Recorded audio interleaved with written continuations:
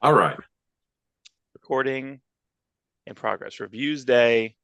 Here we go again. I'm trying to keep it together. I'm going to drink the coffee. I got fruit. It's a nightmare. A nightmare this morning. I mean, I get some Alka-Seltzer. Really fun. Really fun getting old. Being exhausted all the time. I'm glad I'm so young. That's correct. That's correct. So this week, Absolute Batman 2. Yep. Is it gone? Is the luster off for it? Are you still doing? You doing good? I felt way less hyped for it. I felt a little weird about it. It's yeah. I felt less excited. I still enjoyed it. Since we're doing reviews, we just have to be. We're just a spoiling review now, because if you're going to come to us for a review, we're just going to spoil everything. Yep. But I do love the idea is that like his worst enemies are all like his best friends. I think that circle, like digging a little more into that this issue, it's really cool. Like he's friends with these guys. Like this is like anything we think of this universe is going to be opposite of what we're used to with the DC universe proper. Yeah, so it is right. It's all contrary. So yeah, there's literally like a poker game, and all his friends are it's Riddler, Penguin, Two-Face, Killer Croc. Yeah, Two-Face said something too, and I forget. Someone said, "Oh, you're so Two-Face," or something right to him. Yeah. So he like turns on a dime, and I'm like, okay. But doesn't Penguin get hit or something like jokingly? And he's like, "Ah." He goes, "Wow." Yeah, he says, "Wow." Yeah, yeah, that's good, man. Like it's the production of it's great. I think that the number of panels is great. Like but something was weird about it. I was like, okay. And what's funny is that when we talked about the first one, I was like, and they were at a con, they're like, we want to do like 4 years of this thing. We want to do like 40 some issues. We have ideas for that. And I'm just like, this is issue 2. And I was like, okay, we're going to do this, And I think that's, I don't know. It's so funny what you want, right? Because I didn't get a chance to read the Batman and Robin, but I saw an article about it, or someone talked about it, and it was like, oh, they're not in costume in this issue. And I'm like, I don't want to read that. Like, I was like, that's an issue like 4 or 5 or 6. And I was like, don't do that on your issue 2. It was Philip Kennedy Johnson and Javier Fernandez. But again, the production of this is like really, really good. You have the introduction of Catwoman at the end, spoilers. I like the flashbacks in a slightly different color. The coloring is excellent on this. I mean, overall, I think this was still really, really good. Very high production. Yeah, I still enjoyed the whole read. It is fun, which is what you want. You yelled at me because I was behind on action, but again, I don't really want this book as a monthly. I wasn't interested in this book as monthly. Weekly? Yeah, weekly rather. So I want it monthly, not weekly. But I guess maybe every other week. I'm not sure. But I did enjoy. I read, I guess, 10 Action Comics, 10, 7, 2, 3, 4, and 5. 5 was excellent. The thing we talked about earlier in the week, you said that this has Phantom Zone concepts. Why you have a problem with the Phantom Zone? I always had a problem because Krypton is this advanced society. Everything's smart, everything's science. But yet you take your criminals and force them into a torturous existence of not feeling anything. I'm like, you think you have something better? I mean, they have better programs in Oslo. The Swedish countries have a better prison system where it's actually reforming that. And you're just torturing them. Like, it doesn't make sense. And Mark Waid addresses it and it's like, oh, this isn't Jor-El's creation. They stole his idea. They took his idea from him. And he didn't even want to use it for criminals. His idea was more of a way to save us all. To save Krypton in case shit goes down. And they're like, we're going to make it for criminals. And like, all right, that's what America would do. That's what the world would do. Right. Like, I'm going to weaponize this. And they weaponized it. Yeah. It's actually interesting. I wouldn't be surprised one day if there's like a let's say somebody comes to attack Krypton. Like, all right, release the Phantom Zone projector, like just this crazy mega beam. Where'd the army go? Oh, they're in the Phantom Zone now. Don't try to attack us. Let me call Mark Waid and tell him that idea. That's a good idea. Yeah. Well, I know that Waid's doing something with. I know the Phantom Zone is going to have a prison on the Watchtower. I saw that somewhere. So that's it. So this is going to bleed into his Justice League Unlimited run. So I think that's good or bad? Are you going to have the jailer? Is it going to be the same Phantom Zone? You're going to have Mon-El as the jailer. You know what I mean? And that's Yeah, fine with Mon-El with cool hair, with cooler yeah. hair. You I know, always love mono. this is the best. But you know what? I would go for. We've always called him Monel, but is it Monel? It's Valor. Well, no. What I mean is it Monel? Because he was named after the day of the week. He found him on a Monday. You ever read the Silver Age story? He's like, oh, you could be my brother, and you could be an L, and it's Monday, so we'll call you Monel. Oh boy, man, those Silver Age concepts. Is Yes. that a Siegel? Is that a Jerry Siegel story? Maybe. Jerry Siegel had the best Silver Age Probably. story. Yeah. Yeah. To the point where Superboy technically is a Jerry Siegel. I never understood it. If you want to try to explain that, I don't understand it. Didn't they try to create him when Schuster was in the military, right? And Siegel was there. Yeah, basically they sold Superman away, but then when he came back to do like Superboy stories, whenever they have like a Superboy something concept, it says like by arrangement of Super Siegel family. The contract wasn't as solid as the Superman contract was, sadly. And even that contract's weird. You know, I always hated the idea of the back of the check was like, if you sign this check, then you endorse that we own all the rights to this character, and like they would have to sign it because they need money. Right. And I forget who came along and just X'd it out, like just black. Like sounds like a Howard Chaykin move or like a Neil Labs move. Right. It's like, oh, you don't like that on the back of a check? Just mark it off. You know? Yeah. I don't know. Yeah, I mean it's weird, but like it's almost like here's a check from DC Comics and Superman is on that you created, but like you have to sign off the rights for Superman, but he's on the check. I created it. Like it's so inside out, you know. Now, I think they gave him like $150 in 1937 money. So that's probably like $1,500 today, $2,000 today. Just a rough guesstimate. I don't have an inflation calculator. Yeah. We'll have to do math. We'll have to do the math on like. You know what I used to do? What we think got paid. And I was a kid. What, we should do math on page rates, considering we know roughly what page rates are right now, as compared to page rates in 1994, or even dollars. Like when we talked at the news segment earlier, we talked about I can't pay $40 for a Sectar, $39.98. I won't pay it, so I won't get it. I would like it, but I won't get it. You know, like so. But is it in proportion? A Sectar toy in the 80s was probably still in the high teens. Like an Optimus Prime was still like a $30 toy in the 80s, wasn't it? Right. Yeah. And you would expect it to be a $20 toy today. Mm. You know, I mean, they're not. It was a $20 toy like 10 years ago, 5 years ago, prior to the pandemic. But now post-pandemic, plastic prices have increased it. But like 80s toys were really expensive. Metroplex was $100.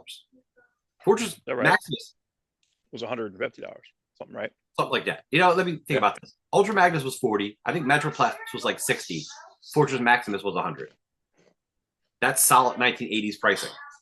Wow. And when those toys came out again, when they re-released them, they were like the same prices. 30 years later. Right. Very, very strange. But like I used to when I was a kid, when comics were $1 mark, I would go, oh, if comics in the 30s were 10 cents and comics today are $1, that probably means inflation is 10 times more. And that's how I did my math for years. Right. That's good math. Yeah. That's my inflation math as a teenager. Yeah. That's not that's pretty good math. It's probably not far off, despite the fact that those comics were like 64 pages, 10 cents, and oversized.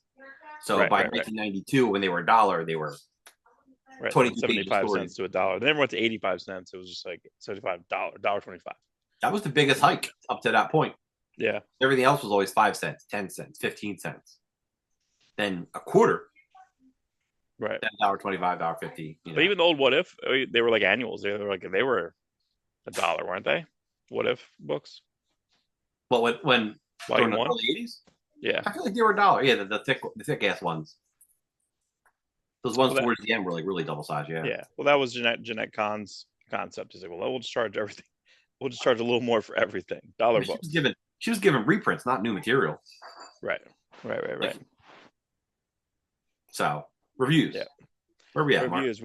We did it. I want going into Action Comics. We did it. We were all 4 hours immediately.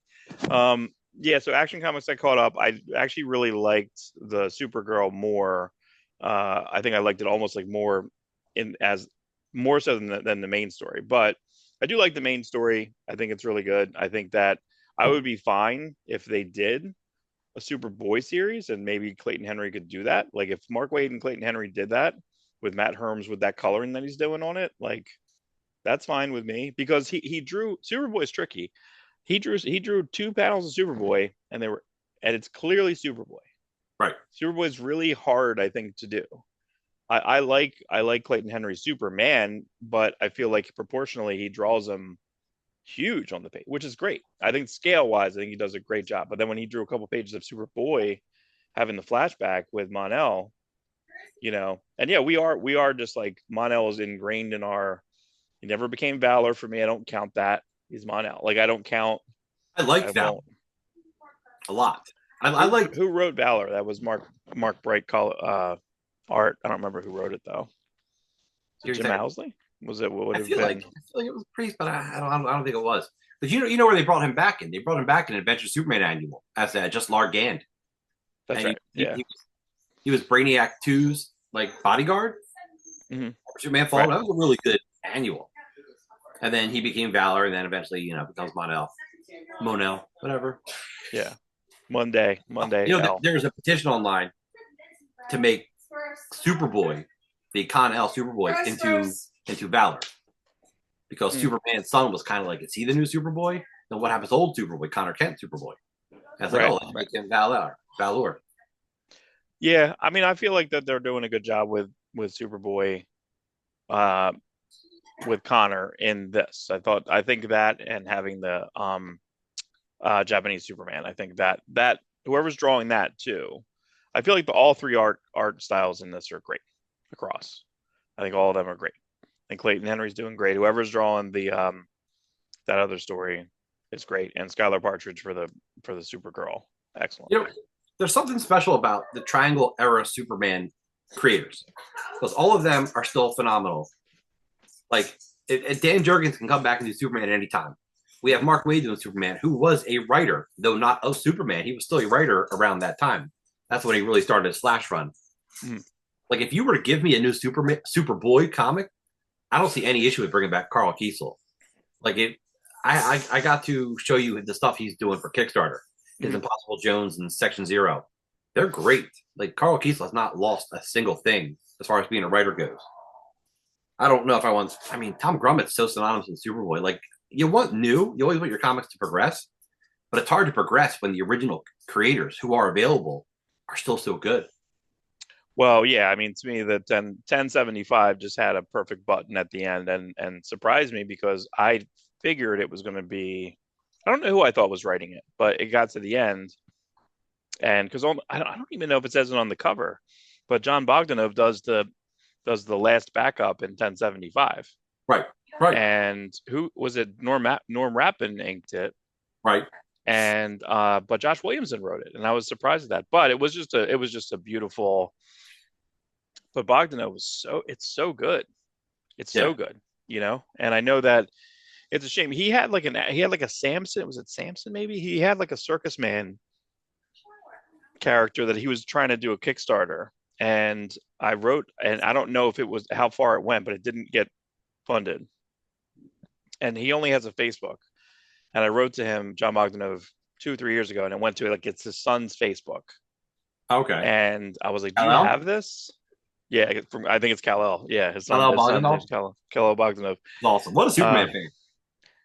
But I don't know if that project is done, Like, and there is like a video interview of him promoting it on YouTube from like 2007. But like, do you have that done? It's like a strongman. It's a circus strongman. When did he run the Kickstarter? 2007? I think so. Yeah, somewhere around that. Redo that Kickstarter, dude. There's so much more money in Kickstarter now. Like, just because something failed. Yeah. Like last night, my daughters watched the Krampus movie again. They love the Krampus movie. Oh yeah, I gotta put that in rotation. Well, like 7 years ago, 9 years ago now, this guy Warpo Toys was doing a toy called Don't Cuddle the Krampus, where it was basically My Pet Monster, but as a Krampus toy. And I ordered 2 of them. Like, my girls are going to love this. They love Krampus. But I loved My Pet Monster. The toy was cool looking.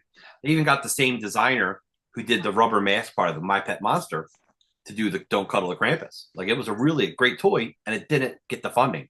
They needed 70 grand. They got like 67. I'm like, you're telling me like you couldn't like find a friend to fake 3 grand to get this thing made? Right. You would have made more money on the back end, you know? Right. And it just kills me. And those people disappeared. Like, and I checked the Kickstarter out last night, and people even up to like a year ago were like, "You guys still thinking about doing this?" Like, people still want that toy. Yeah, we should have our company, me and you, and just go around and restart Kickstarters. I don't know. It's not that bad of an idea, you know. Yeah, because it's a better. People are more aware of it now. Like Liefeld, when he did his Brigade Kickstarter, I think he was looking for like 30 grand. I think he was looking for like 20 grand. He got like 30. But today he'd probably get like over 100. Right. You know, the first Impossible Jones campaign failed as a singular comic, and then he went and did it as a trade, and it succeeded. And he, instead of doing a second trade, I guess he got an influx of money from King Shark from the Suicide Squad movie. So he's like, well, let me try the single issues again. And the single issues did so good, he kept adding more back matter to each one, to where the last single issue ends up being like an 80-page giant. You know, before he ended up putting that in like hardcover. So like, there's a lot of success stories going on with Kickstarter.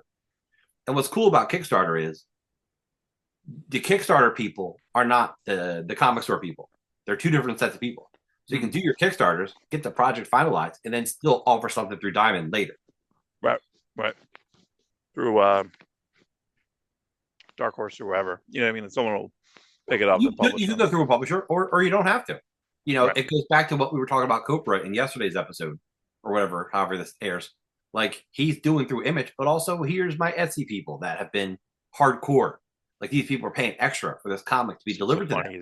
So it just seems funny that it does through Etsy. You know what I mean? That's just funny that PV is just, I'm going to sell through Etsy. Is it less of a cut than like Spotify or doing It's probably not. It's probably no different. Yeah.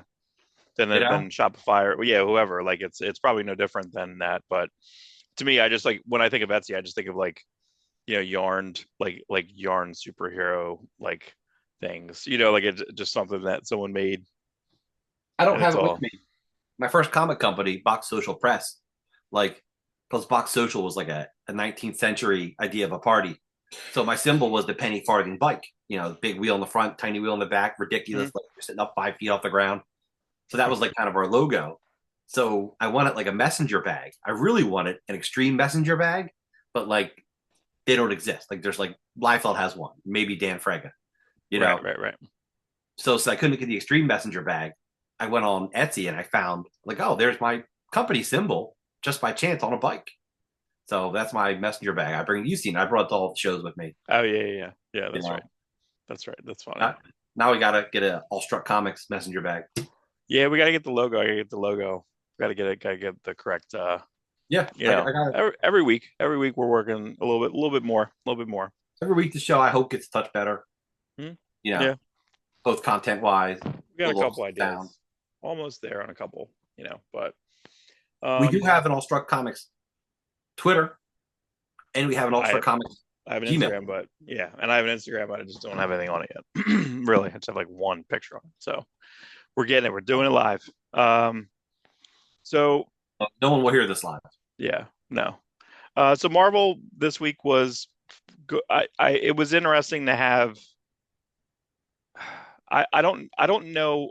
I feel like there was too many concepts in Amazing Spider-Man 61. There was like every 2 pages had something, and I also think that McGuinness he had inked himself on a couple pages.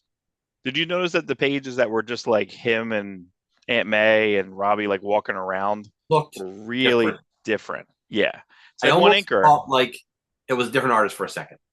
Yes, just for like a split second, I'm like, oh, it's McGuinness, but it didn't. Yeah. It didn't portray as McGuinness immediately.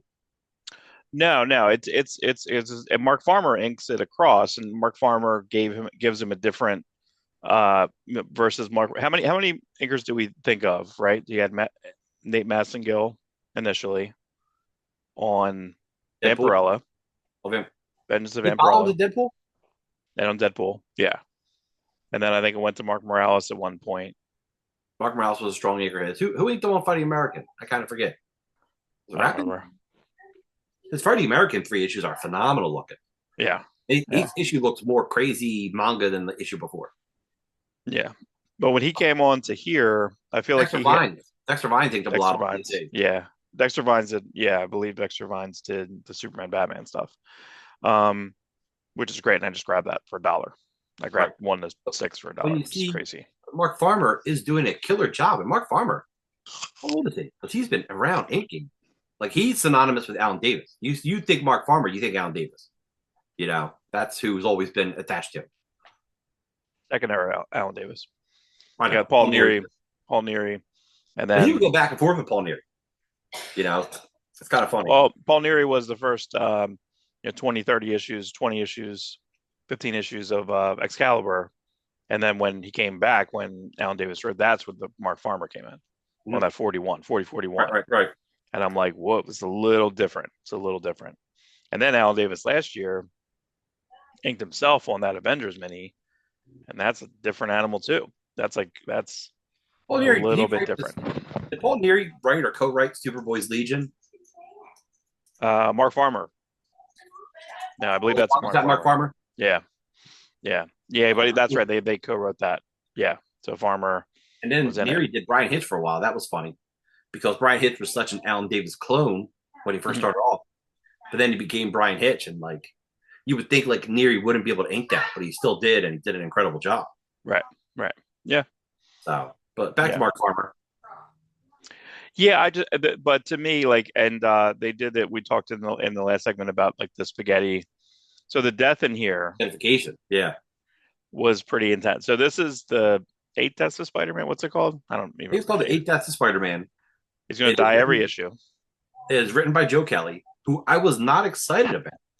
No, but I did like the issue, and Ed McGuinness's art really. Like that double page spread is like the most larceny Ed McGuinness I've ever seen. Yeah, the Prelude last month, I think it was the wrong. Maybe I can go back and read it like it now. To me, it was all Zeb Wells, and then when it went into the new, a little bit more serious tone, I didn't like it. But then this was back more. Maybe it's just because it's McGuinness, a little bit more cartoony.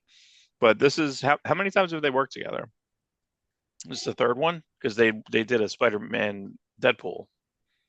Correct. And then Deadpool. You know, Joe Kelly wrote the first Superman Batman annual. The Jeff Loeb Superman Batman. They did an annual the first year. Ed McGuinness drew a couple pages of it. Ryan Otley drew a lot of it. Oh, I don't think I know this at all. It actually has the Crime Syndicate, Ultraman, and Owlman show up. It's there you go. It's your boy. I know it is. It's like McGuinness, Otley, Crime Syndicate. Like what else could I want in a book? But this is also where Joe Kelly fucks up and does. He brings in the Crime Syndicate Deathstroke, and he just acts like Deadpool. And I think this is where everyone gets the idea that Deadpool's rip off a Deathstroke. I don't think I had ever thought of it before prior to this issue. Oh, that's funny. That's because he is or he is not. He is not. He's not. I've said he's a rip off of Spider-Man. Like right. He doesn't. But his name is Wade Wilson, not Slade Wilson. It's like the same. That's it. You know, Wade Wilson actually is a real common name. There's 2 guys at UPS named Wade Wilson. It's just a common name. People are like, oh, it's a rip off of Slade. No, it's a real name. You had that serial killer made the news last year named Wade Wilson. Did you see that? They kept calling him the Deadpool killer. The Deadpool killer, and he had like tattoos all over his face. He's a real moron. I think his dad ended up turning him in. Wow. Which is horrible. Because if I were a dad and my girls committed murder, I'd do everything to protect them. If not take the blame myself. Right. This guy's such a scumbag. The dad's like, yeah, my kid did it. Here he is. Like he did it. Yeah. But there's a lot of stories you can watch a lot of the true crime stuff and they're just missing information. And I was like, yeah, that stuff is buried, you know.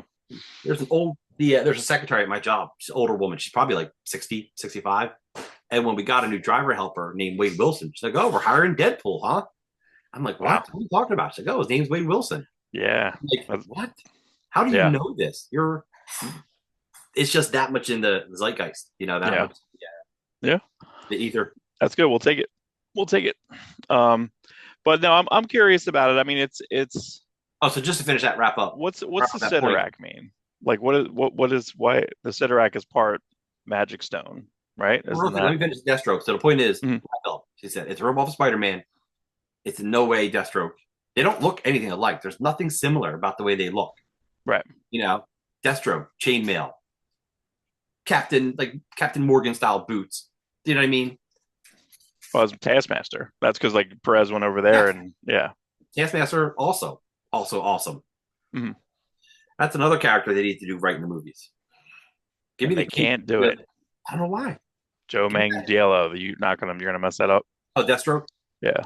I think Joe Manganiello is a good casting for Deathstroke. It is, but it just never happened. No. Whatever happened to that one, the video of him like walking out, like for the Batman. What was that? Was that a real thing? Don't know. We all thought that Batman movie was being filmed. Right. And like it wasn't. No. So yeah. So back to so Sideric. So when you think of Sideric, you think of the Crimson Bands of Sideric, which Doctor Strange always enacts, and also the Crimson Gem of Sideric, right? Isn't that what makes the Juggernaut? Yeah, that's what I put it to. Correct. Yeah. So there is Sideric is a demon which is I think we first saw him in like X-Men Unlimited by Ariel Alvetti. You remember that issue? Like that's the first time I remember actually seeing him. So I don't know what is he just expanding upon that? Is he Jeff Johnsing it? You know, is he upping the idea that like there's these 8 demons of Siderac? It's not just the Juggernaut one. Right. I don't know. You know? I think good enough. I mean, again, it's a great first issue. I think that it's I'm happy to see it. It's getting me away from like the Zeb Wells cheesiness of stuff. So we'll see. And I almost feel like it was a little over the top with, he doesn't have any money. Like I feel, but I was just like, you know what? But they're just kind of putting him right back in his place. That he may, and I feel like it's kind of great is that he gets in the fight in the beginning and he has an envelope that he has to go deposit money for Aunt May for Feast, the nonprofit she works for. And so when the money gets burned up, and then he has to borrow money to or it doesn't go in the bank or goes in the bank, but it's the wrong amount. And Aunt May's like, it's the wrong amount. And like, so like, she thinks he kind of steals it. Like he just keeps falling in all these bad situations. And then he says something to her. He's funny. Like, by borrowing more money off of me. And he's like, I'm doing good. I'll pay you back. And it's like, it's just this sad, sad Peter Parker. Yeah, he never, I don't know. I think we've discussed in the past about how David Michelini's run is one of my more favorite runs because Peter Parker is learning. He's still Peter Parker. He still does the Peter Parker mess ups and the fallacies of being Peter Parker. But like, at least he was learning. It's like when you get to that point in your Peter Parker and you can't rub 2 nickels together, like, what are you doing wrong? You're super smart. I know Spider-Man messes up everything, but there's got to be something you can do in between, I think they should make it more of like a situation where he is not common sense smart. Like he just kind of like gets so into a concept and stuff, and then it's like, oh no, I didn't pay my electric bill, and the electric turns off. You know what I mean? It's like you can't do the day to day because I get loose on that where I'm like trying to do so many different things and I'll forget something really dumb that it was like, why did I forget that? I forgot to fill my prescription. Cool. He can't be like an Uber driver because he doesn't have a driver's license. That's right. Oh but he lives in New York and he slings. Sir, there should be a new app called Sling where he just slings you across the city in a couple minutes. Like, yo, I worked so hard this week. Like literally, my phone told me to order a pizza, and I just like pressed 2 buttons and I had a pizza delivered in like half an hour. It was so weird. It was like I was sitting there like, "Do you want to order a pizza?" I'm like, "I do." Like it was like talking to me. It was like the Slice app, and it was like, "You want to order from Milanese?" I'm like, "I do," and it just was like tap tap tap, and then it was like here, and I ate 65% of the pizza. It's horrible. If Kathy drives slow in her car, the car's like, "Hey, stop for some coffee." I don't know if it's random or if it's like senses a coffee shop. Is it really? Oh my god! That's the other question. It's like if your car gets within a mile of Dunkin' Donuts, you're driving for like 20 minutes. Is there like a thing? And if you go to that Dunkin' Donuts, does your car dealer or like Kia get like a slice of that? Oh my god, that's so nuts. I know the phones are doing that, but like the car's doing that too. Yeah, that's frightening. Oh, it's crazy. I was talking to Brian, and he brought up his sister one day. And I'm not friends with her on Facebook, never been friends with her. Nice girl. And then all of a sudden she's like, "Hey, you should be friends with her." I'm like, "No, I've never been friends with this girl. Like I've never, she's like 10 years younger than me or 15 years. I got nothing in common with her." and you want to be friends with her. Why? Because you heard him and I talk about her. That's it. That's all it Go to takes. hell, phone. Go to hell. That's all it takes. I only skimmed the Uncanny 5. I've only kind of skimmed it. I skimmed it. Okay. I was trying to read it. Yeah. But I get the idea. You know, we let you, Mark, kind of choose the books to read week to week. Right. And then you choose a book and don't read it. And then I miss them. Right. Like, here's what I missed it. It's hard, man. This week was hard. No, it's fine. It's fine. This week was hard. You know. I understand. So, well, how was Uncanny 5 then? It seemed good. I liked it. It's good. You know, they trying to deal with that character who I guess knew Xavier before. Like, that's good. It's a good ending, good wrap up to the character. I like that Rogue's like basically said, like, when she drops off that woman. Oh my god, I'm so bad with all the names now. To the other people in charge of like the people who stole the X Mansion. Yeah, like she's kind of like, oh, you have a place to keep her since we don't have it now. You know? Right. And then as she walks away, she's like, until you see us at the gates, like kind of like a warning, like we'll get this place back. It's just a matter of time. So that was cool. You know, it was good. X-Men fans. That's what the X-Men fans feel. We're gonna get this back. Yeah. And we'll see. Yeah, I think I had Psylocke on the list, and I was like, I started looking through. I was like, I don't want to read this, and I just like took it off. Boom. No, it was okay. It was okay. I don't. Yeah. The X books, you know, they some really bring me in, and some don't. And I actually probably would barely have read. I would have probably just skimmed it at the store if you hadn't like put it on the list. So I did read it, and it's good. It really deals with her being the ninja, you know, prior to Betsy Braddock's mind being placed into her, and like but it's the same story of I was raised to be a killer and assassin, so that's all I know. You know what I mean? Right. You've seen a lot of it before. It's just being placed on Psylocke now. Yeah. Quanon, whatever her name is. Yeah, I forget. It's yeah. I just don't understand. I don't want to. Do you know why we have that character? Because of Jim Lee. No, because Chris Claremont's like, I want to write Elektra in X-Men. Like, well, you can't. She's dead. Then I'm going to create my own Elektra. But why just not create a new character? You're going to switch. And then because I just realized when I was talking about last week, I'm like, there is a Captain Britain in X-Force. There is a Betsy over there, you know, with purple hair. Right. You know, the same thing happened. He wanted to put She-Hulk in X-Factor. He's like, I want to take She-Hulk. Well, you can't. John Byrne has her. Well, then I'm going to make Polaris 7 feet tall, like, because she's got green hair. Right. She has green hair. So so it's like, I mean, I guess you use the tools you have. Yeah. I like those aliens. Cool. Well, I'll create the Brood. Right. You know, or I like. Well, he had an alien issue, didn't he? Have an alien issue with John Byrne? It's just like aliens, just like xenomorphs. Like, and then like, all right, is that John Byrne's last issue? Is that the Kitty Pryde Christmas? I think so. Issue. Yeah. I had that for $1. Sold it. What? When? Oh, you. I'll say that book's worth more than $1. Sold it. Oh, wow. Sold it probably more than that. Yeah. But yeah, I mean, what's behind me? Yeah, the G.I. Joe #1 was the culmination of all the minis. But yeah, that was the best. That was hands down the best book of the week. Like beyond belief. Like that was nuts. It was great.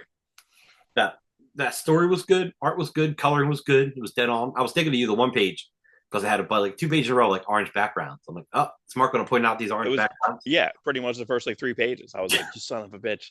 Yeah. So like very early, the first time, you know, but again, this is Jordi Belair evolving. I also don't know of any colorist that has done anything like this, that just kind of keeps like re-evolving and like kind of pushing it a little bit different. Because I'm not sure who's doing the Real American Hero, but it's not Jordi's not doing that book.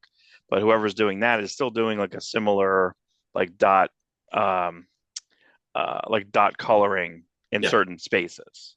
So, but overall, it's excellent. Yeah, this was great.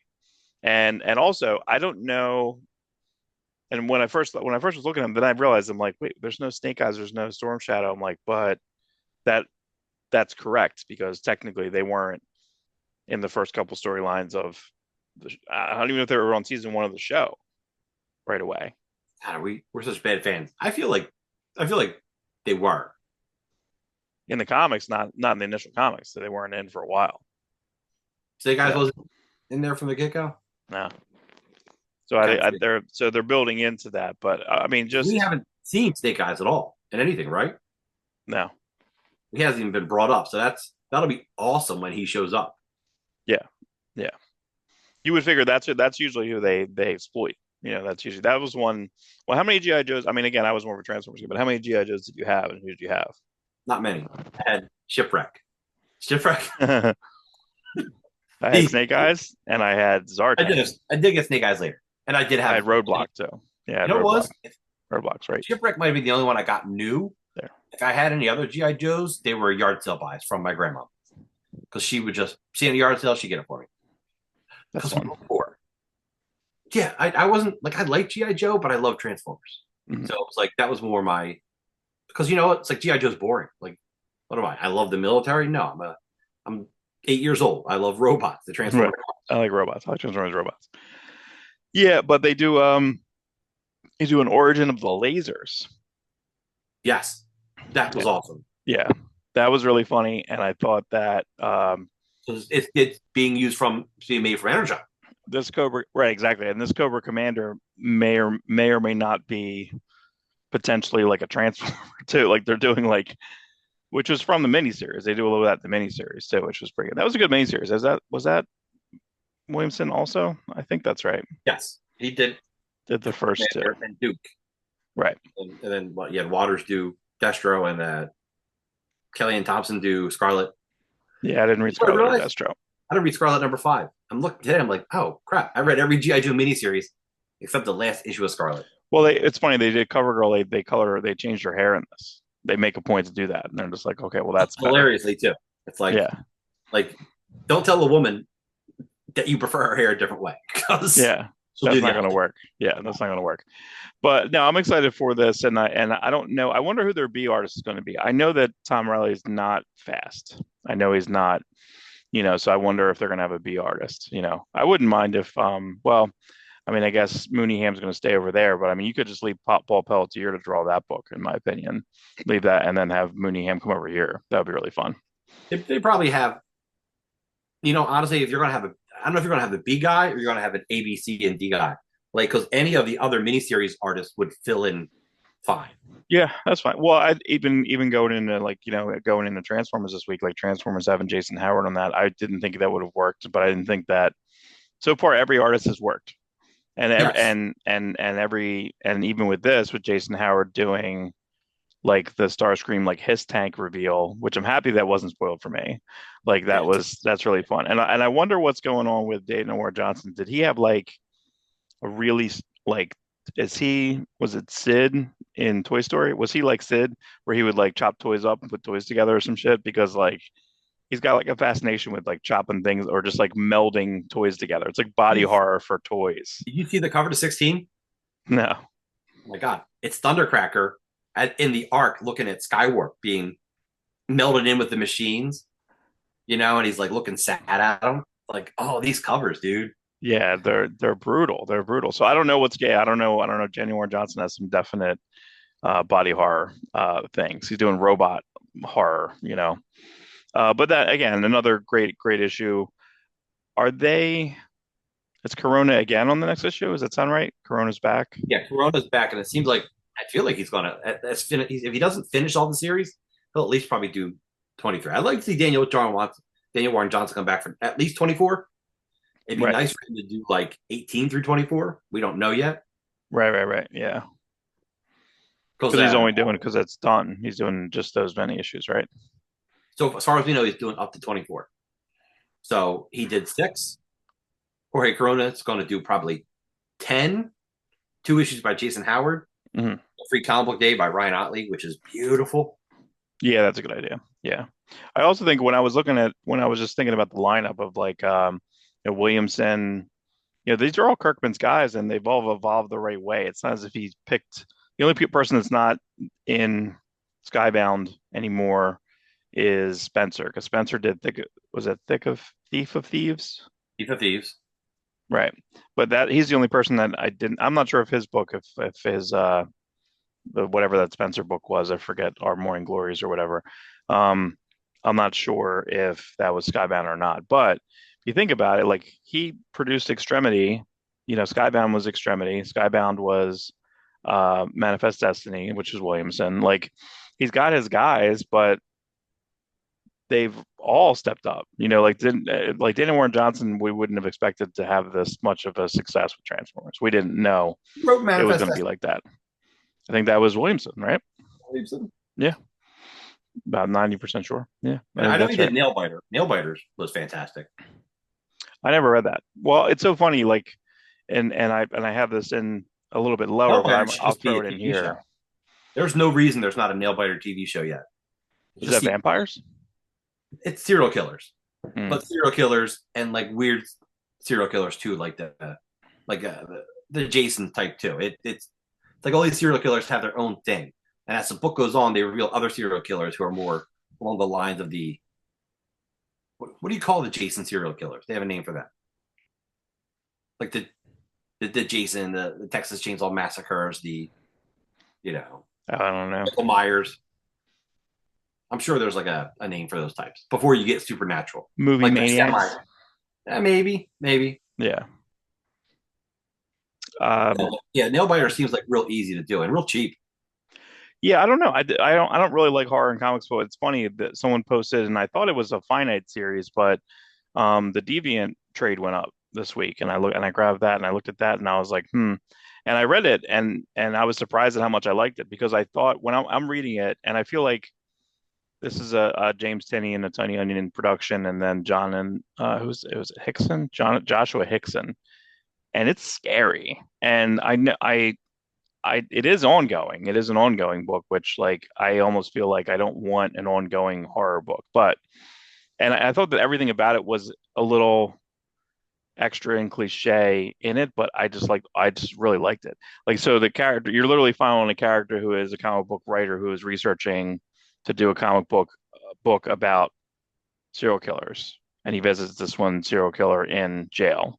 But then as you're there and he's talking to the serial killer, like the serial killer didn't do it, and then they keep flashing to this like Oh, is that the Santa Claus one or the gay one? yeah, yeah, Yeah, I read that's that. the so but like just the Santa Claus killer is so scary looking, like because it's definitely like a demon Krampus type of thing, Yeah. and he does like a weird thing. It actually reminded me of isn't there weird noises in Witches with the Jock book where it was like chick chick, like it's like these weird like little ticks or whatever that tree has, like the tree in Witches, the Scott Right. Snyder Jock. This is similar where this really really scary Santa Claus killer has like a mask over top of his eye. Like it's really weird. It's really really scary, but very very atmospheric, very scary. But that trade read fast. That trade was like that, and it was like, oh, this is really good. So, and I know there's like another arc that I could read before the second trade comes out, but I'm like, man. So now I kind of want to go back and read Something's Killing the Children because I read the first two trades that I have the first two trades that, but like I want these to be over because I don't want to, I want to have that like finiteness of that. But yeah, that surprised me this week. Um, excuse me. Another review is did you read ARCBOUND, the Yes. the Yeah, Dark Horse? I did. I did. It's pretty good. I don't understand who's working on what, which I think is really weird because it says it's Tom Hardy concepts with Ryan Smallman, not Greg Smallwood. Like when I first saw, it, I was like, "Is that Greg Small?" Ryan Smallman. Never seen this guy before. Um, but we don't, in general, don't really think that like vanity projects are very good when it's like a celebrity was doing something. It's probably a failed movie pitch, right? It's probably That's the like way we normally think of it. right, like Berserk. I don't like the initial Berserk stuff, but I've really liked the Steve Scroach one or two, and then the LaRocca did one. Jason Aaron and like LaRocca did one like a month ago, like a one shot. It was like an annual, and that was really good. And I'm like, man, so it's really strange, but this was kind of good, and it's like I don't know who's doing what because it says like concepts by Tom Hardy, and there is a Tom Hardy character ish in it. Yes. Concepts by Tom Hardy, and then the artist. And I'm like, did they plot it? And then because then it says like Frank Thierry and Scott Snyder are like scripting it. They don't even it's something else they have them doing. It doesn't even say scripting or something. It was like, but I don't know who's doing what. But it was a lot better. I put it on almost as a joke. I'm like, I'm not gonna like this. I'm gonna rip this up.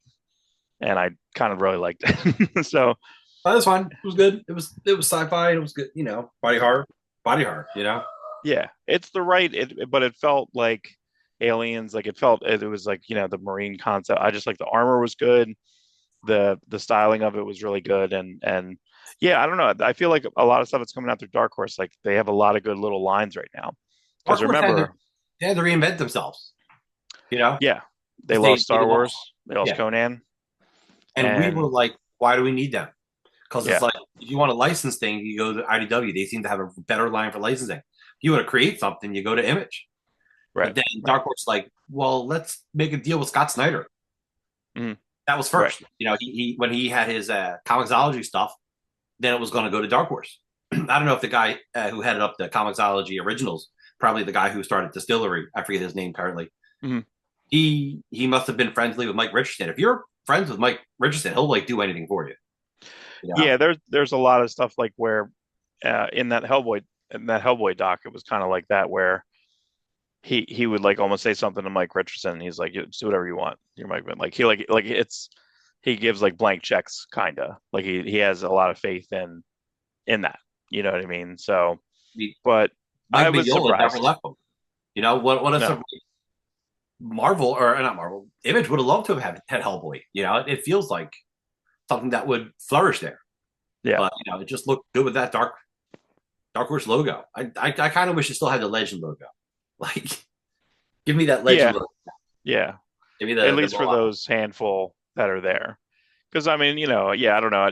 It's because I guess who was in Legend? So we had John Byrne. John Byrne, Frank Miller, Art Adams. Howard was added later. He was a late All was added addition. later. Simonson had just signed a bravura like the week before. Like Bravura, bravura. Like so, bravura.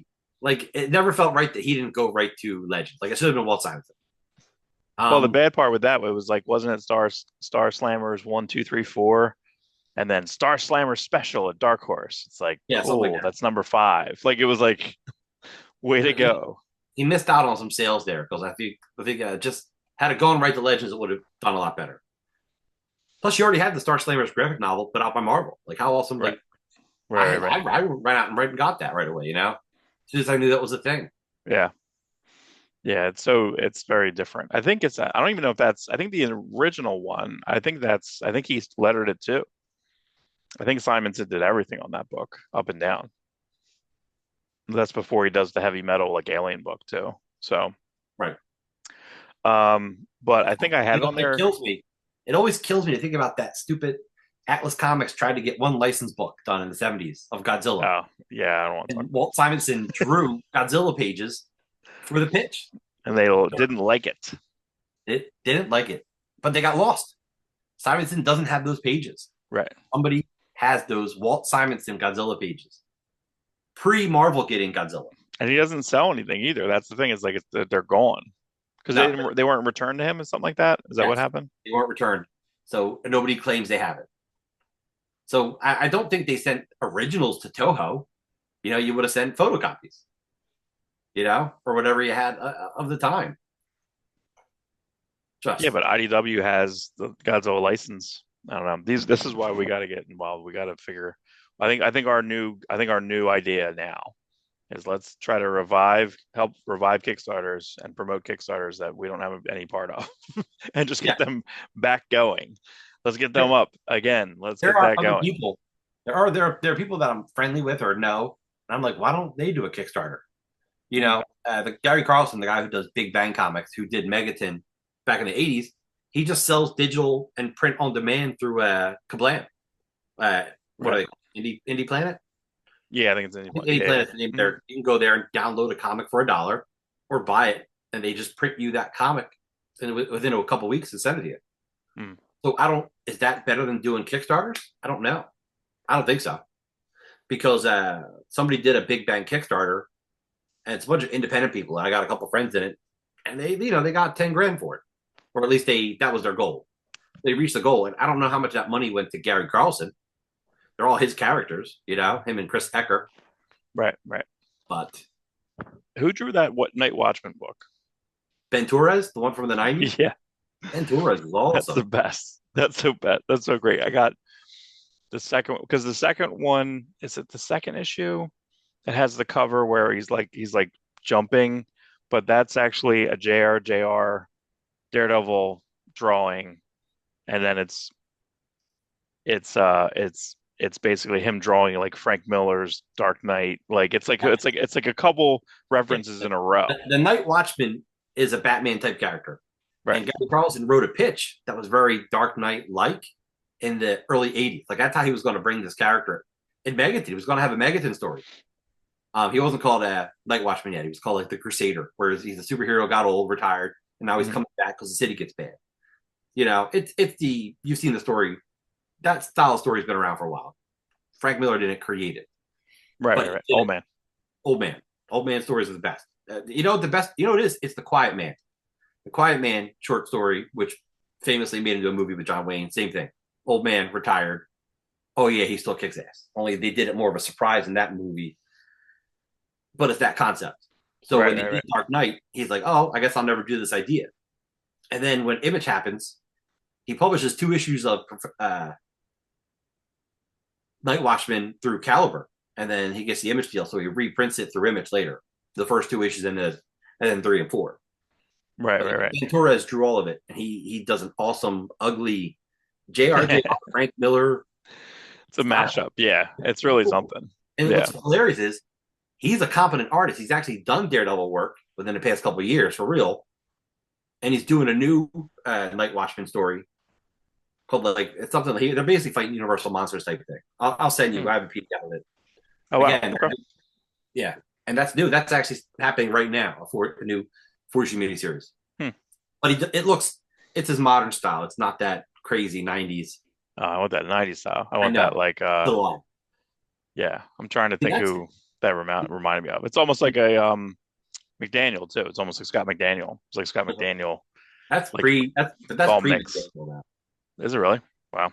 Yeah. You see that book is in black and white. So if you could get a colorist who could color in like a Lynn Varley style and then put that book back out, that's a Kickstarter worth doing. You know, you just need to start it like right. What's Lynn Varley even doing? I don't know. No, but you can't afford her. But you can afford someone to try to look like her. Yeah. Get Matt Herms, get the guy who's doing the Action Comics, because he's doing some type of like flat like watercolory thing, you know. That's been interesting. And it's funny because I think he's doing both. He's doing that and he's doing the backup, or he's not doing the Supergirl, but he's doing the Superboy and the Japanese Superman. Japanese. I think that's right. But yeah, so overall, so to go back to close out ARCBOUND, very surprisingly, very, very good. I don't know if it'll ever be, but I guess Tom Hardy wrote the most. He wrote Venom 3, kinda. I guess. I mean, you saw Venom 3. I'll never see Venom 3. I'm not going to bring it up though. It's something. Did you read Space Ghost? I did. Space Ghost is always. Yeah, I like Space Ghost. It's good. It's different. It's not. It's a modern take on the original Alex Toth cartoon. Yeah, I think this is the best issue. I think this was the best issue so far. I feel like that they're doing. I think Jonathan Lau's just kind of continuing. Yeah, I don't know if he might be the longest running like Dynamite artist, right? Because he basically has drawn like Green Hornet. Like he was way back. Like he's done stuff continual. But this is the best David Pepose too. Like, because I didn't care about his Punisher story. I didn't care. I liked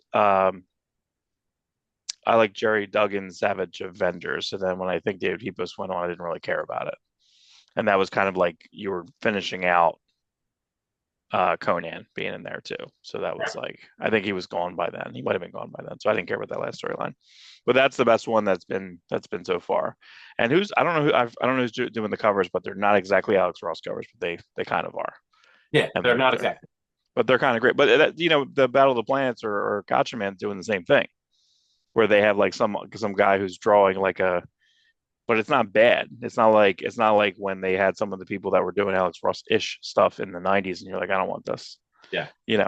But that really good, really, really solid. And then again, I feel like if you look at the lineup here, 1, 2, about 65% of it, because the next one is the Turtles of Grayskull #2, which I still feel like I missed. There should have been an issue 0 or something. I still feel like I'm Um, I feel way like in the that's wrong gonna be spot of that. no, the first issue. When you read the first issue, it's like, oh, such and such, all this happened. I'm like, did it? Then I'm like, When? oh, wait a minute. There's Right, mini comics with the toys, so they're just like, and we haven't seen them. right, So right, right. Celia and Williams both are like, well, we're doing these mini comics. Let's when we collect this, we'd like to have the mini comics in the collection. Oh, is that what they're doing? That's what they want. Hmm. Okay.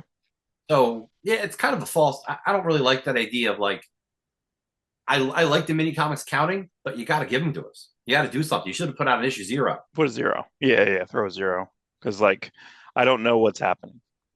And this is issue 2. It felt like issue 4. Like I don't know what's happening. Yeah. I mean, again, it's branded though. Like, but see, think about this. I kind of love that these guys are branded out, like Celie Williams and Andrew Dahlhaus, like the colorist. Like that looks, the product, what it's going to like be.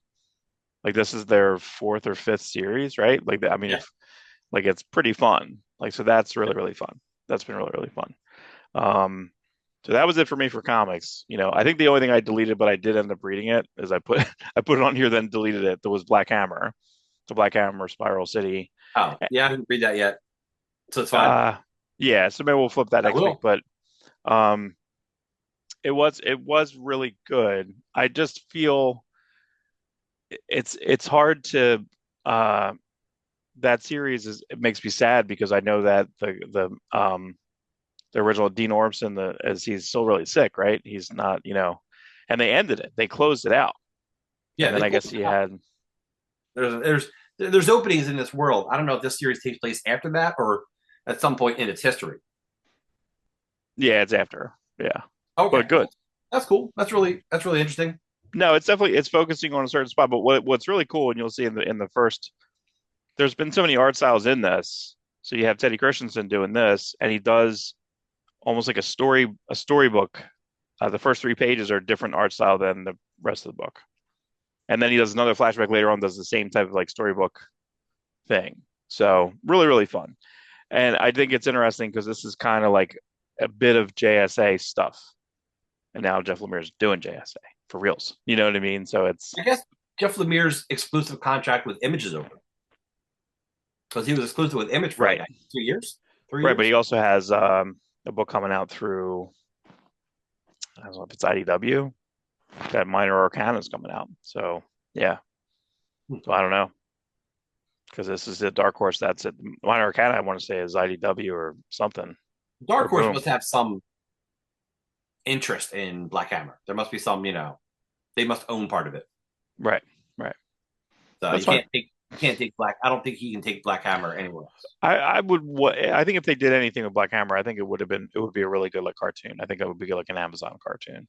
And if you could just have like the Starman character, the literal James Robinson character. Yes, you love him. The literal character who was like Starman and was more like Ted Knight Starman is in this universe. And that miniseries was drawn by, does that Guy Davis draw that? I'm trying to remember who drew that miniseries. No, it was a Fiumara. Yeah. But it felt like Guy Davis. It was like a Guy Davis. Davis. Yeah. Yeah, it was great. It was so cool. So that's it for me for comics. Do you have any other comics that you No, can think of this week? as far as this week's comics, I think that's it. Yeah. So I didn't watch Sunday. I watched Penguin Monday night, and I don't really know. And so far, right now, we don't know if there's a season 2. Could be. Don't know. There was a rumor that they were going to do a Joker season. Really? Yeah, but that was squashed. That's not a thing that they're going to do. They are not going to do anything with Joker for a little bit, for a minute. Right. Like if he's in the next Batman movie, they haven't even talked about him whether he's in the Batman movie. Yeah, I don't think so. I don't know. But, talk about casting ahead though. Like you casted him with a great actor who's now more famous than he was than when you casted him. Right. Now when you bring him back. You can go on YouTube and you can see what he sent in. He sent in so Barry Keoghan sent in a Riddler audition tape. Did he? And he has, but it's almost like a Clockwork Orange. He has a cane, and he had one of his, like, he puts eyeliner on one eye, and he's walking down a hallway, and he just does this whole like visual. I don't even know if he talks. I always saw like a clip of like the like audition tape, and then he was like, no, he was like turned down, but then was like, but I got something else I'm thinking about. So Matt Yeah. Reeves called him and gave him. So it's, I mean, listen, you shoot your shot, you just put it out there and see, But again, it baffles me to no end that, or maybe if they do Batman, maybe not two, maybe if they do the Batman three, um, maybe you just do that deleted scene as the beginning of the movie. It boggles the mind that that scene was deleted. Would make the movie better. It doesn't make it. It actually makes the movie more cohesive because again, the movie by itself has Joker show up at the very, very end, but you're like, who's this? You know what I mean? Like it's like if that was in the middle, it was very Hannibal Lecter, where Batman's like, I don't know what I'm doing. Can you help me? Like I'll put you in jail. I can't figure out this other guy. Can you help me? It's cool. It's a great scene. It's on Yeah. YouTube. It's so weird. It's just straight up on Yeah. YouTube. We got it. Like, why didn't you put that in there? I don't know. Put it in a director's cut or whatever. I don't know. But yeah. But I'm happy that they didn't do so to spoil. So Penguin ended right, eight episodes. Yes. Um, I don't think I've ever seen. I was watching it and I was kind of fascinated. I don't think they're playing around with the Penguin's mom's character has dementia, and I don't really remember seeing any type of TV like this before. Maybe even just any type of movie thing like this before, per se, where you have such a good actress, you have her look in the mirror and then she's looking at herself, at the younger self, the younger actress who played her in the earlier part of the season, Mm. and then you're basically in her retelling of a couple days around the time of her kid's death, uh, understanding that the son, Oz killed her two other sons, and then she decides she's going to have him killed, right? And then, and I put it in my notes here, like I've got the devil in my house, is what she tells, like the gangster guy that's there, and I'm just like Yeah. Jesus.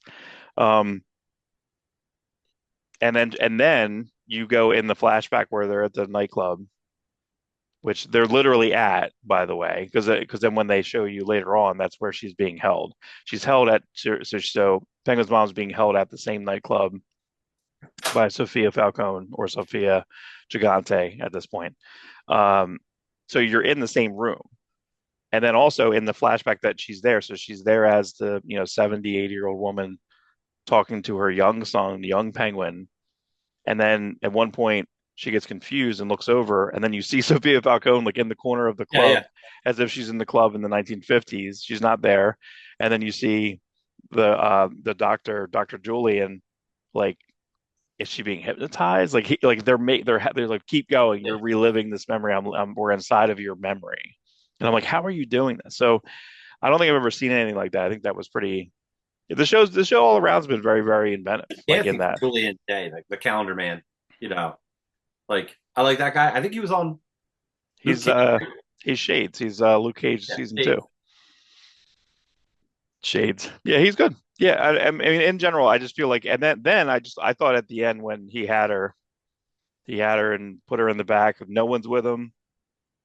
She knows where she's going. She's going to go get like offed, and then he Oh disappears. yeah. Like like I don't know. Yeah, and then at the very, Would very, have very preferred. end, you have Penguin dancing with his girlfriend who's dressed up like his mom. It's so uncomfortable. No, it is uncomfortable. It's so gross. But I thought that was, I don't know. The whole thing and then he got his purple car back. It's got a cooler purple car, He got a cooler purple car. But then, like, fancier. I mean, listen, I think you could probably afford that young kid, but you're going to have him off that kid. Like, that's so tough, man. That was That really scene was tough. horrible. It was. It was, and like it's a shame because that kid could have left.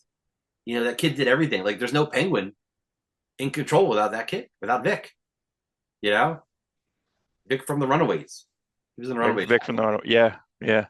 But I mean, but if it wasn't for that kid, he got the idea. Is like we should get this captain. They're like, oh well, he's too like too honorable towards that, and it was very Godfather too because they show all the different bosses or the mini bosses being taken out and strangled, and like you see it taken down. So such a smart play by that kid too. You know. Yeah, I gotta watch that series. I was surprised. I'm shocked. I didn't want this. I didn't want this series. I didn't care about it. I didn't want it. Funny. That's a And common thread. People are just that's what a lot of people are saying. yeah, Because we just want that next Batman movie. You know. yeah. And you didn't. And I kept saying it because at one point, so basically, Sophia doesn't die. Sophia goes to jail. She's in Arkham, and then she gets a letter. And you said this, I think, on a previous episode. Like, well, yeah, Catwoman's going to show up, or Catwoman. There's going to be something with Catwoman because Catwoman that's technically the half sister. And I'm like, oh yeah, that's right. Yeah. And then gets a letter from Catwoman. Gets a letter from Sleep. I wish she showed up. I think that would have been really cool. But I mean, yeah, it's almost better that she didn't show up because that's someone else showing up is like a Marvel move or a movie move. Like you want that movie. Sun casting, yeah. This show is so real, you know, quote unquote. Like anyone else showing up would look stupid.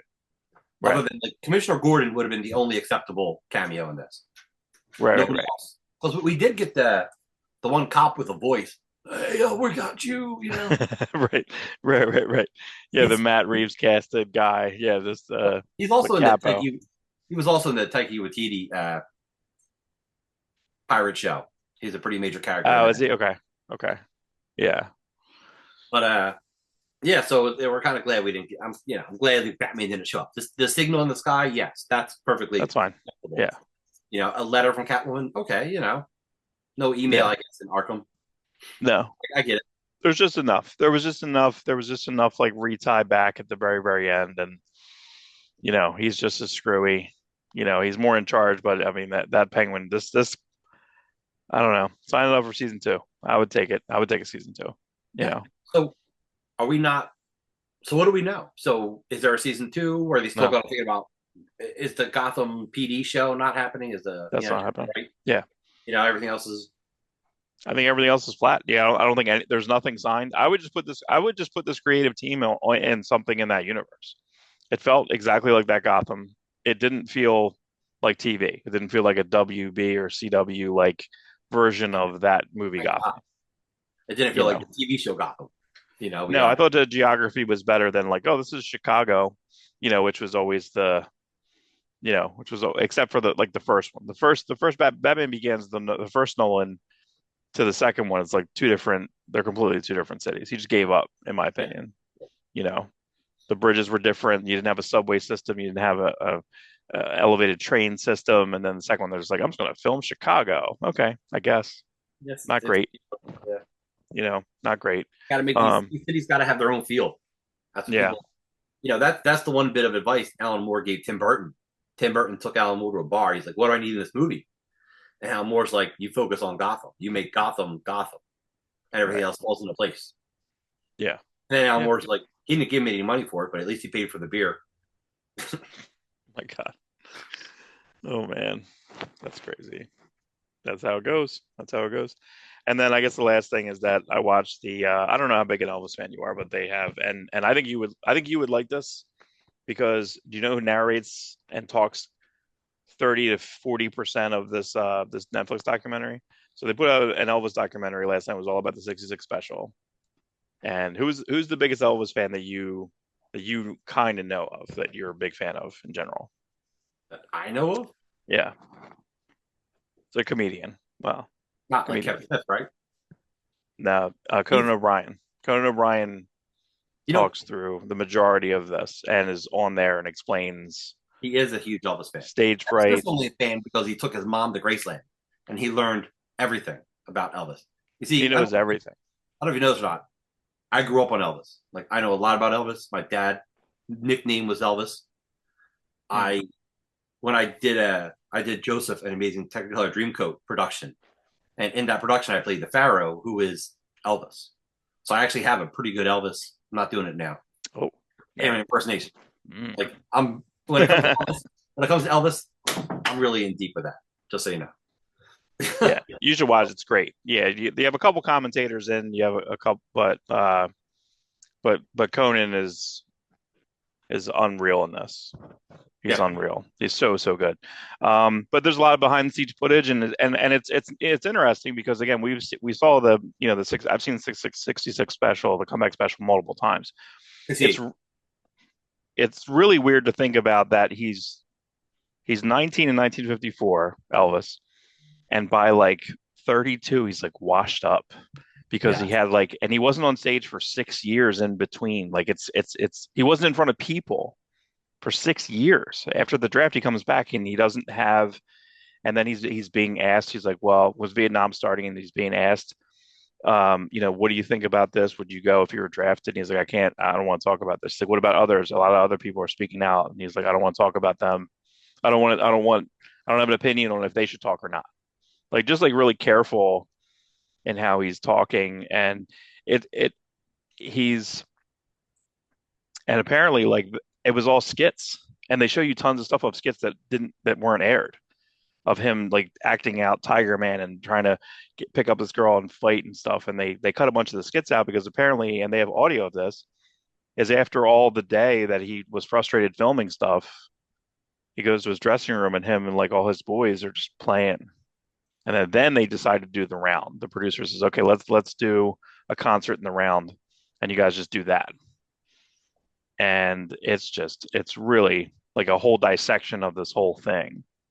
And Baz It's Luhrmann so is doing the commentary too. He's in there talking, and Springsteen's talking about stuff, how he watched it on TV, and his dad looking at it with him, and so there's a lot of when that there's an audience member too when that talking came out about on it. DVD, I got that for my dad for Christmas or his birthday or whatever. Okay, yeah, Like yeah, I'm in deep with that 68 comeback special. It's phenomenal. It's incredible. He came back in such a strong way. I mean, how could you beat the Beatles, who were almost at the end of their career? You know, right, which is right, right. weird to think about. How do you compete against the Rolling Stones? How do you compete about these? How do you compete with these people? And he just comes back and does it the best.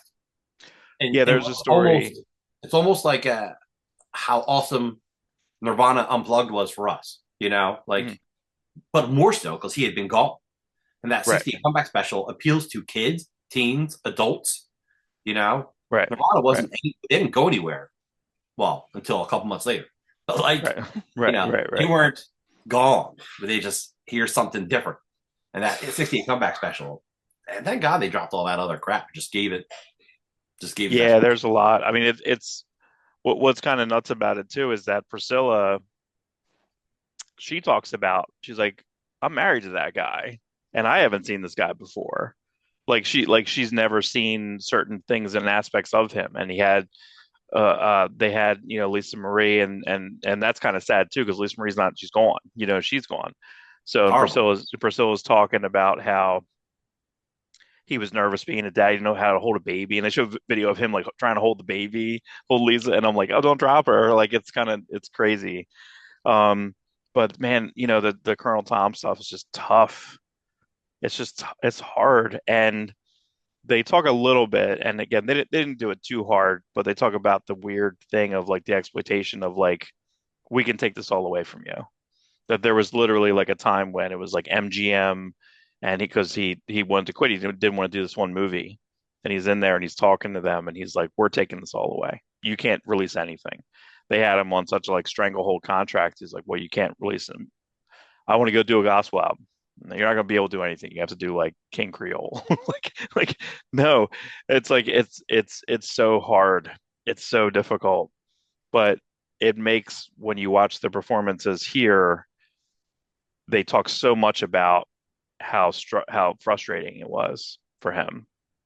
And you should see the skips of him messing up. And they're like, and they tell him to go stage left, stage right, or whatever. And he's like, you figure I would know how to do this? I've been doing this for 8 years. I have no idea what you're talking about. Like, because they just handled him all wacky. It's hard.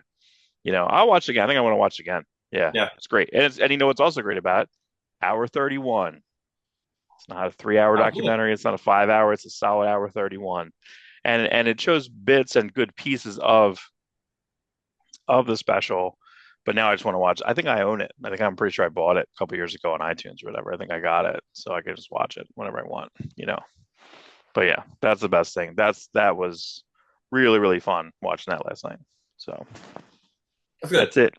I'll check that out at some point. At some point, All of our oodles of time that we don't have. So All right, that sounds good.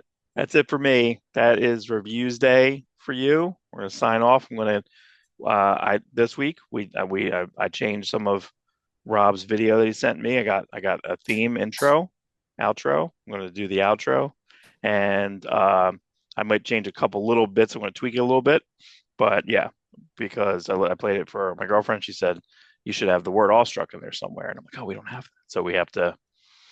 I might have to get one of my cats. I'm gonna modify something. I'm gonna do something. Got to add that in. Right. Add it in. Oh, all So, right. all right, everybody. See everyone soon. Next on the deep dive. On the deep dive.